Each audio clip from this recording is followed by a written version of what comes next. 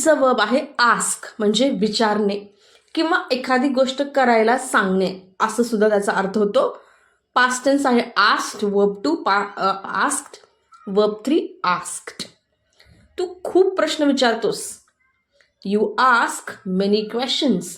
तू खूप प्रश्न विचारतोस. You ask many questions. मी त्याला खूप प्रश्न विचारले. I asked him many questions. आस्कचं पास्ट टेन्स होतं आस्क्ड आणि त्याचा उच्चार आहे ट. आस्क्ड नाही. ओके. आय आस्क्ड, थोडंसं ट असा उच्चार करायचा तुम्हाला. I asked him many questions. मी नंतर विचारेन. I will ask you later. I will ask you letter.